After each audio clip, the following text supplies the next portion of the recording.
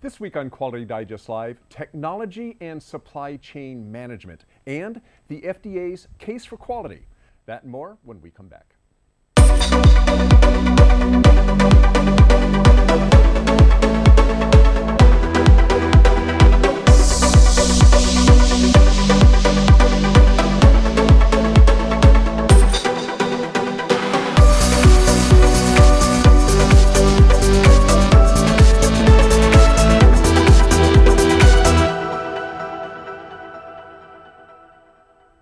And welcome back to Quality Digest Live for August 3rd, 2018.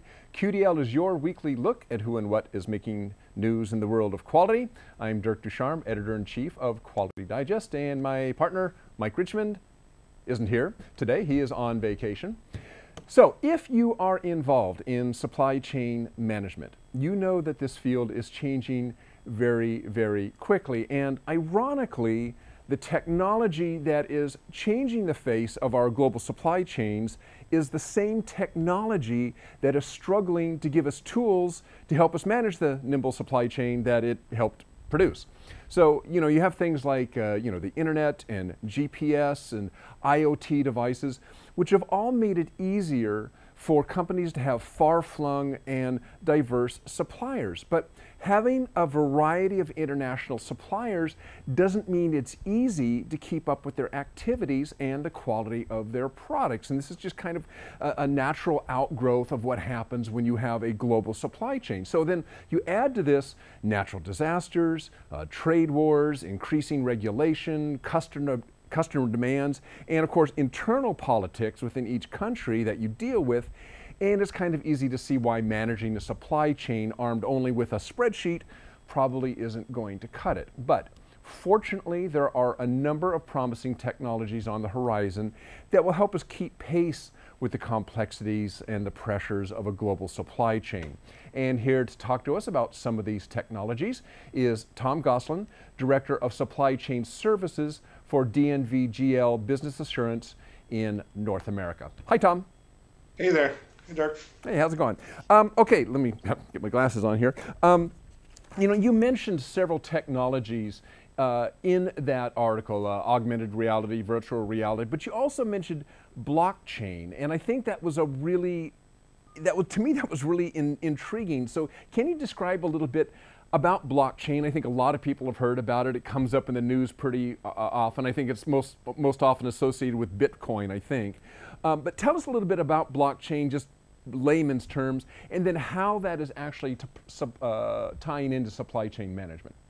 Yeah, I can understand that. Yeah, you hear blockchain, a lot of people hear Bitcoin, but it's not just a cryptocurrency.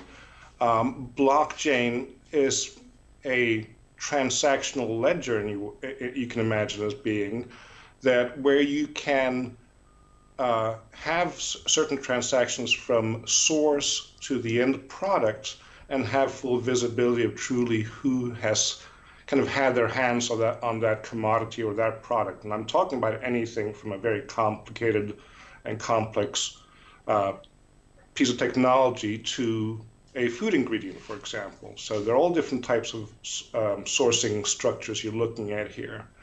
But the at essence is able to provide assurance or proof of transaction from an original source.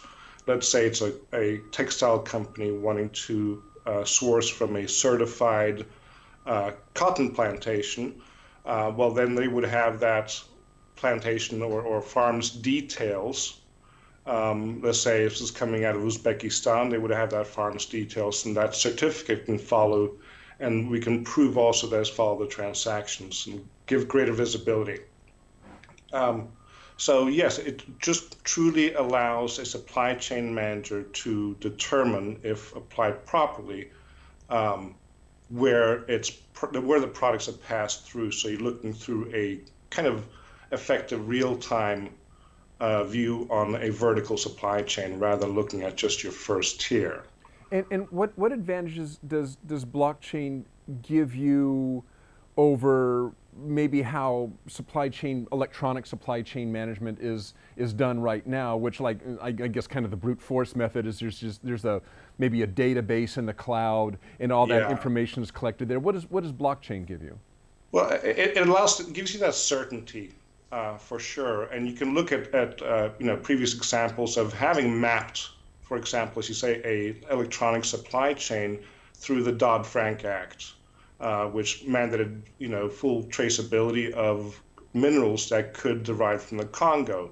That took a large, onerous approach in mapping that supply chain back to the smelters that processed these minerals that could have come from the Congo.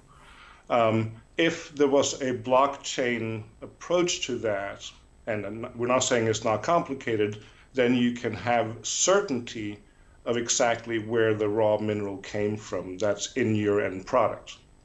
Okay. So it's a little bit more. It's a more direct mapping. I guess in lay terms, it's more direct mapping than other methods. Yes, if there's any attempt to manipulate the transactions, it'll compromise the rest of the chain, so everyone's aware of it. So it's pretty secure.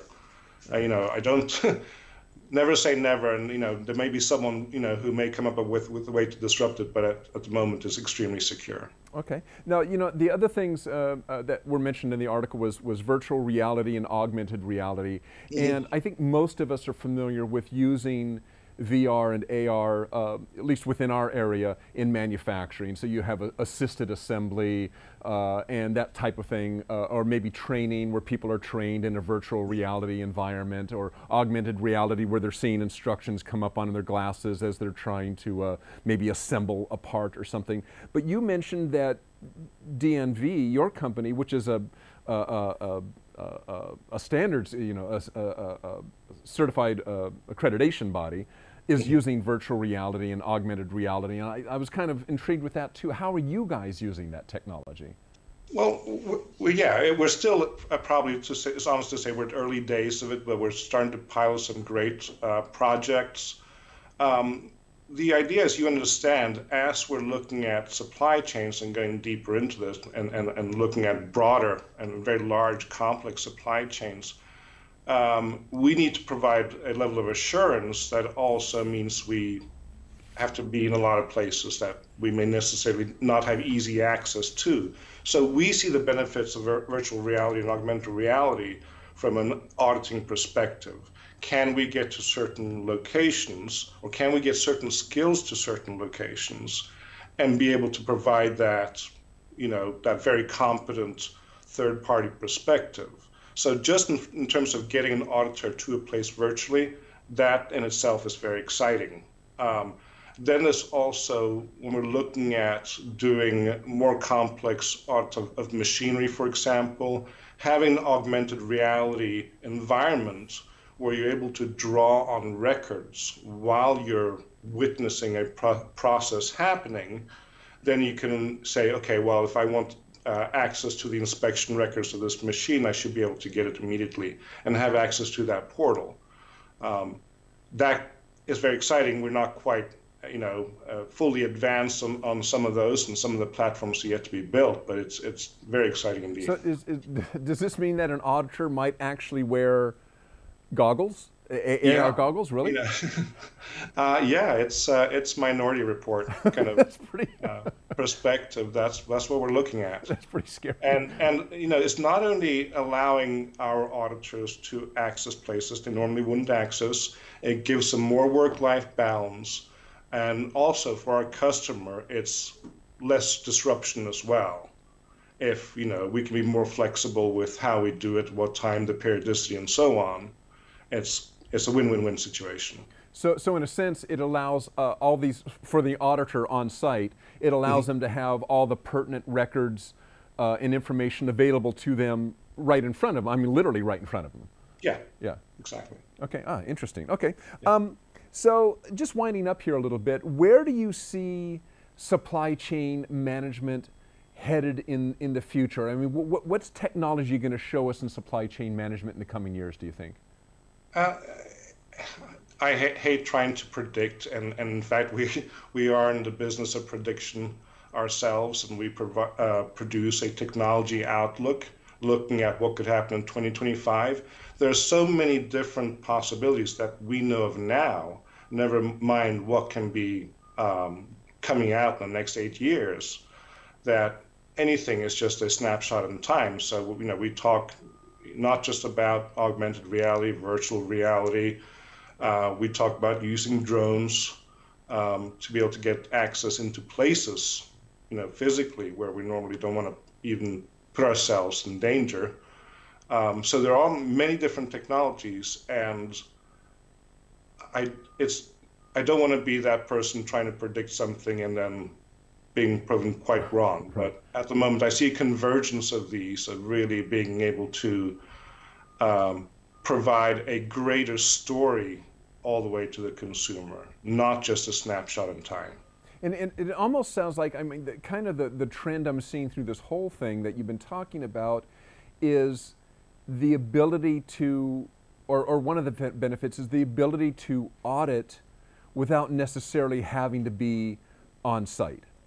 Yeah, or depend less on that. So we focus our efforts. We can be more focused exactly where we should be, the critical points in the supply chain, but we can borrow on AR, VR, remote sensing,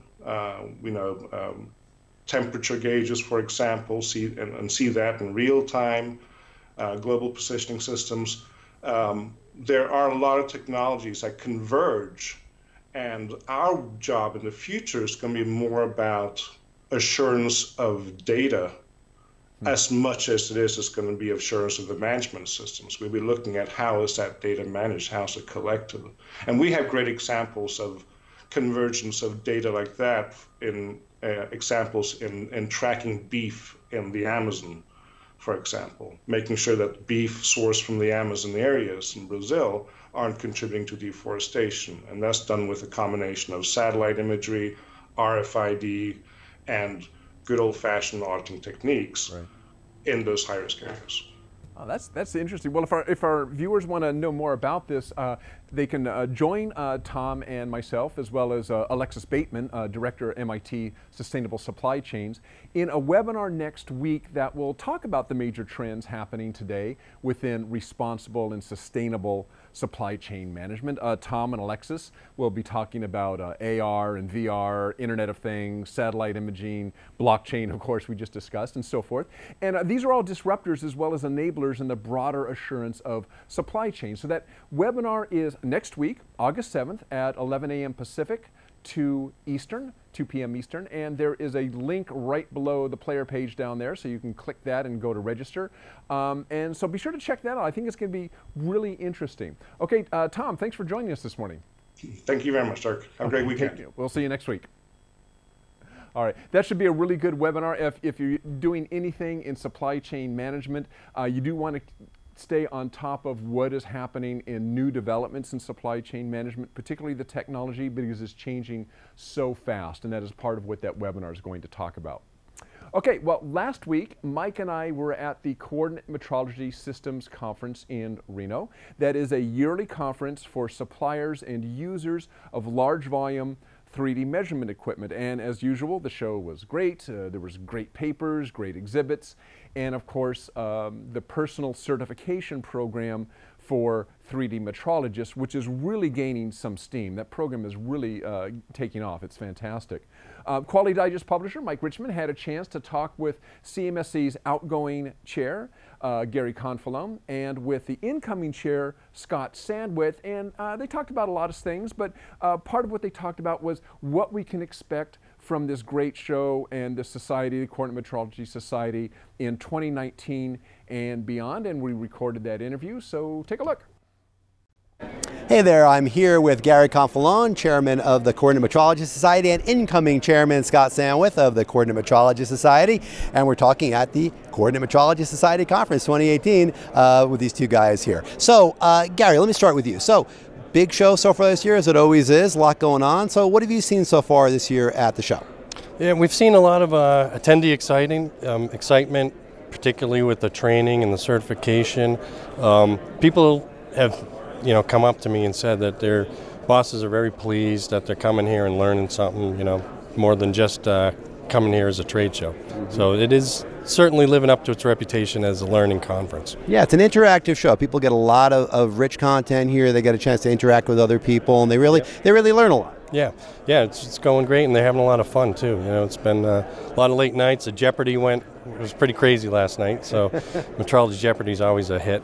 But yeah, it's been really good.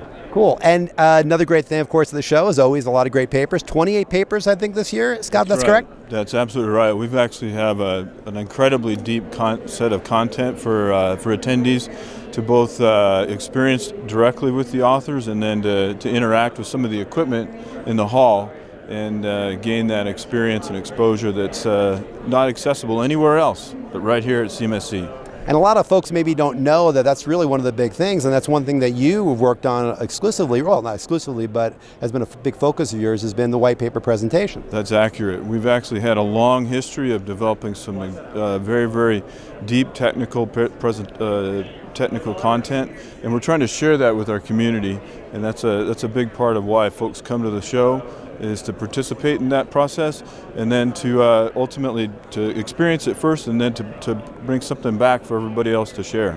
Yeah, and a little plug here, the Coordinate Metrology Society publishes with Quality Digest, the journal of the CMSC, and a lot of the papers that are here at the show are going to be in that journal.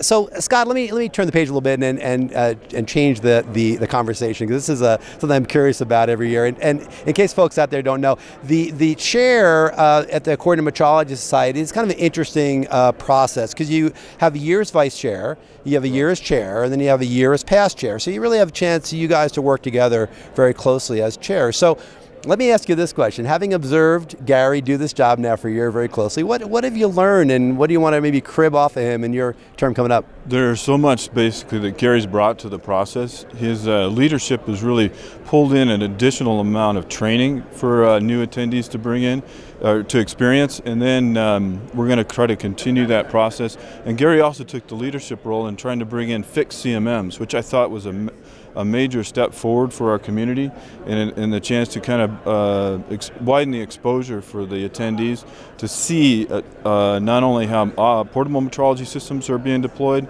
and how the value that they're establishing in the industry, but now we're taking a look at how fixed CMMs are also contributing in that regard for our user base. So Gary, what would you say in terms of giving Scott a little advice going into his term as chair? What would you say to him to be aware of or look forward to this year coming up? Oh, good luck. It's been an amazing year, and like Scott said, we have increased the content quite a bit. We have record amount of papers. Scott and Dan did a great job soliciting, getting papers, our marketing people, but it's going to grow. The training is really popular. The workshops, we have other societies that we're pairing up with that are coming in and giving workshops. We also have vendor presentations in the education zone. Big hit. Everybody is asking to do that next year, so we got a pretty aggressive schedule that we got to follow next year. So it was quite a challenge fitting everything in, and as you know, we're going pretty late into the evenings, so it's going to be quite a year. Well, the Coordinate Metrology Society does such a great job. You guys, I think it's been like 15 years that I've been part of the organization. I've seen so many changes, so many great advancements. You mentioned the measurement zone, the education zone, which is, 10 years old next year, I know. I mean, the white paper presentations are always great. The store now that we have where all the papers are available on the newly designed website, all these things, the certification, the Precision Path Consortium, I mean, so much that you guys do. So what are the next steps that we can anticipate looking forward to going forward? Well, there's, like you said, the content is going to increase. We got the best man here for the job. Scott's going to be great. Keith was great before me. And I think the team just has so much cohesiveness that everything seems to go. We all seem to agree on everything.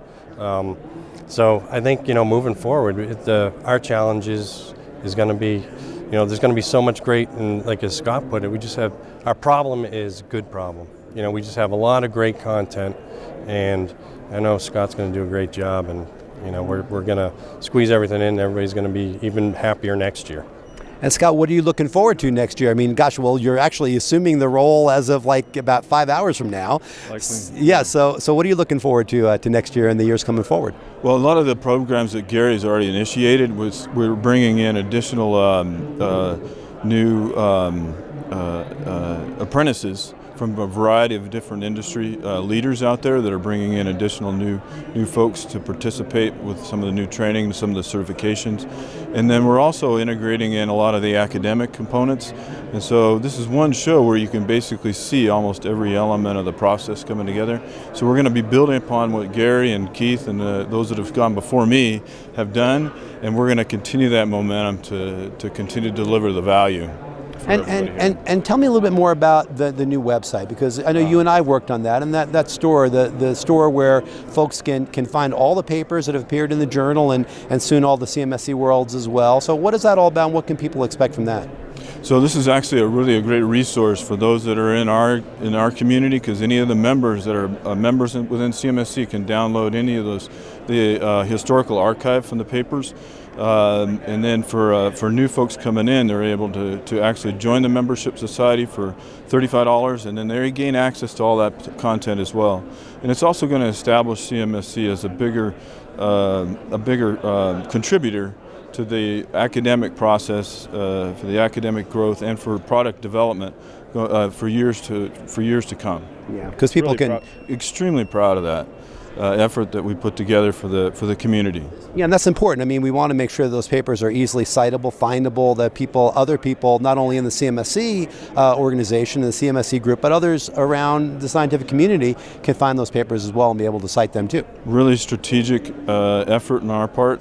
Good job. I appreciate the collaboration with Quality Digest. Yeah, it's been brilliant. We appreciate it too. Well, guys, thank you so much for some time today, for your service. You guys have done a great job. It's always a great show, and we'll see you next year. Okay, thanks, Mike. Orlando, that's 2019, right. 35th anniversary for CMSC. Wow. Brilliant. We'll see you guys there. Thank you. Thank you. You know, the CMSC is a truly unique show. I'm not sure if you can kind of get the flavor of it from that interview there. There's just a lot going on. It's very collegial. There's a lot of cooperation between different vendors who maybe out there aside from the show are actually competitors, but in this show they're all there to serve kind of the whole group of 3D metrology customers, and they work as a team to really bring support to everybody out there who has to use large volume 3D metrology. So if your company uses large volume 3D metrology, you need to go to the CMSC show. It's really a lot of fun. Also, if you want to be certified as a 3D metrologist, the Coordinate Metrology Society is the only organization that has a certification program for that. So you might want to check that out as well. Okay, back in 2011, the FDA launched the Case for Quality program following an in-depth review of device quality data and feedback from both the FDA and industry stakeholders. And the FDA's analysis identified certain widespread common manufacturing risks that impact product quality. We're talking medical device product quality. And the review also showed that manufacturers that focus on and manage those risks often become more productive, receive fewer complaints, need to open fewer CAPAs and investigations, and have lower quality-related product costs than their competitors. Who knew, right? If you focus on quality, not just on meeting regulatory statutes or standards, it works for you and it works for the FDA. I mean, who knew, right? Do what you should be doing and everybody's happy. So part of what the FDA is doing to spread awareness of the Case for Quality program is a 4-part webinar series. This is being done in conjunction with Greenlight Guru, which is a cloud-based quality management software specifically for medical device companies. And here to tell us a bit about the Case for Quality and what the webinar will cover is John Spear, Greenlight Guru founder and Vice President of Quality Assurance and Regulatory Affairs. Hi, John. Dirk, it's really great to chat with you today. Hey, thanks, man. So briefly describe, I think I only just touched on it and I don't know a whole lot about it. Can you just briefly describe what the FDA's Case for Quality is? What was it trying to accomplish? Sure, it's a great place to start and a great question. You know, historically, the medical device industry here in the U.S. has kind of been in a, I'll say, contentious relationship with regulatory bodies like the FDA. I mean, the FDA is a law enforcement agency, and the FDA has an awesome responsibility to make sure that medical device companies are complying with the established regulations. And I guess over time, what has happened is the relationship between industry and FDA, it's been a bit terse at times, frankly, because FDA has a mandate to do inspections of medical device companies, and a lot of times, if you've ever been in an audit, it's not like you're super forthcoming with your auditor at all points in time. So over time, medical device companies kind of got conditioned to really just providing compliance, proof of compliance. And FDA reports the results of their inspections year after year, and year after year they found similar sorts of trends. It's like industry wasn't getting the message. And so this case for quality program is a really fresh approach to this. Say, hey, time out a minute, folks. Compliance, of course, we all need to be compliant, but let's elevate our game. We're making medical devices. We need to make sure that those products are safe and effective for their indications for use. So let's shift our focus rather than just looking at checking a box from a compliance standpoint, and really elevate our game and make sure that the products and processes that are involved with that are robust, sound, and ultimately improving the patient's life. Right. I mean, it's interesting when I hear that's been, for those who work, and we cover a lot on ISO 9001 and quality management system standards, is people have finally gotten to the point where, like, look, this is what you should be doing, not just to get a certificate or to be compliant, but because it's good for you. It's good for your company. You want your clients to be happy. You want your customers to be happy, and also you want that certificate. And in the case of the FDA, it's not just a, gee, we'd like to be certified, but you have to be. I mean. Well, yeah, exactly. I mean, it's one of those things where if you're in just about any modern industry these days, audits are kind of it's part of life, frankly. Right. And I think over time, though, in the medical device industry, I can't speak to a lot of other sectors, but I know in the medical device industry, organizations have kind of become really siloed in their approach to this, and they've looked at quality being the quality department's responsibility. And I know it sounds cliche, but we all have that responsibility for ensuring the things that we're doing in our day-to-day lives, in our businesses, are elevating that quality game. Right. Now, you're going to be doing this webinar that's coming up. That's a partnership. This webinar is between the FDA and Greenlight Guru. So tell us a little bit about this webinar, what it's going to cover, and what people can get out of it. Yeah, great. So, we have partnered with the FDA, and specifically we're working with Cisco Vicente. Cisco is the program manager for FDA's case for quality. And we've already done part one of the Case for Quality initiative, and yes, that will be available on demand. You can go to the Greenlight Guru website. Simply go to greenlight.guru. You can click on the resources page, and it will take you directly to all of our webinars, including the one that we did back a few weeks ago, part one. Part two is coming up in a couple of weeks, mid-August. And the whole idea is we want to bring you information to just inform you of what this Case for Quality initiative is all about, first and foremost, and then share with you some results of the pilot study that FDA has been engaged with now for some time, and really kind of I really believe this program is going to take hold. I really believe this is a refreshing approach, and we just want to do our part at Greenlight Guru to help educate the medical device industry on the importance of this program, because I think now is a really important time for us to start to shift our focus and be more quality, really elevate that and put that at the top of our organizations. And you kind of, what comes to my mind as you're talking about that is that this might make, as you mentioned, these audits can be a little intimidating. It might make those less intimidating if this partnership is more, look, we're working together to get something that we both need. So if somebody hasn't been through an FDA audit before, or maybe even those who have, what is some general advice for dealing with an FDA auditor when they come in to audit your company? Sure. I mean, and I guess, Dirk, the answer is going to be a little bit mixed because, today that case for quality program is just starting to grow some roots. So that is not pervasive across the entire FDA investigator. I mean, that's still being rolled out even within the FDA. But if you were to get an FDA inspection today, it is one of those things where compliance is really still the focus of an FDA inspection as it stands. And that compliance is obviously checked through confirmation of your internal quality management system, policies, procedures, and such, to make sure that everything that you've defined within your operations is complying or meeting the specific FDA Part 820 regulations. And then you confirm that through, of course, documentation and records. So, the old adage, I've been in quality a long time. The old adage, if it's not documented, it didn't happen. Well, that very much applies during an FDA inspection. So I don't want people to be afraid of an FDA inspection, although many will share horror stories of that. I want this should be business as normal, quite frankly. I mean, an FDA inspection shouldn't change your attitude, actions, or behaviors. It should be the same thing that you're doing each and every day.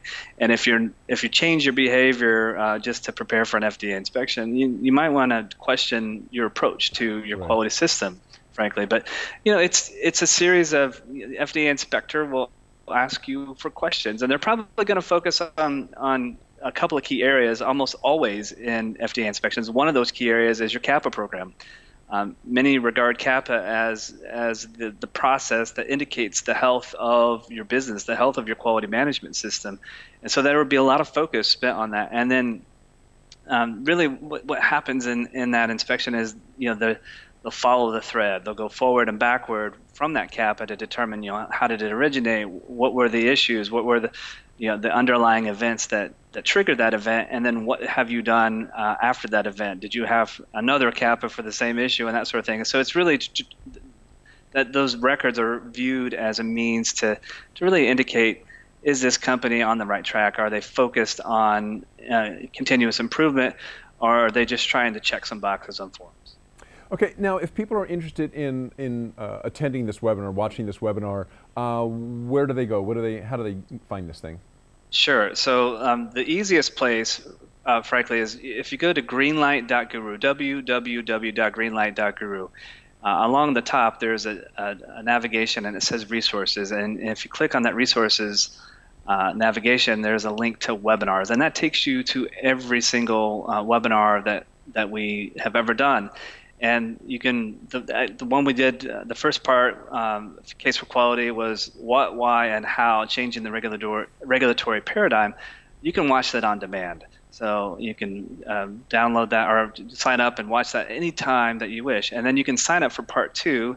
And part 2 is going to dive into the voluntary pilot program and the status update.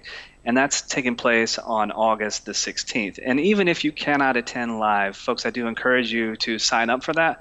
Every webinar that we ever do, we provide you with a replay and access to that, even if you can't participate live. All right. Well, John Spear, founder of Greenlight Guru, thanks for joining us this morning. Oh, you're welcome. Take care, Dirk. All right, take care, man. So like John said, if you're interested in that, you want to go to Greenlight, that's Greenlight, just like it sounds, Greenlight Guru. So, I'm sorry, I didn't spell the whole thing. Greenlight, Guru. There it is on your screen, greenlightguru.com, and click on resources and follow out there for the webinars. Okay, well, that is it for today. That is the end of our show. So a big thanks to Tom Goslin of DNV GL and John Spear of Greenlight Guru for Skyping in with us today. And don't forget, the DNV and Quality Digest are joining forces for the webinar Trends in Global Supply Chain Management. That's August 7th at 2 p.m. Eastern and 11 a.m. Pacific. That's 2 p.m. Eastern, 11 a.m. Pacific, August 7th. Keep your eye on your email inbox for details on how to register, or you can just click on the link below the player page there. Mike and I will both be back here next Friday, so be sure to come back and join us. Have a great weekend. So long.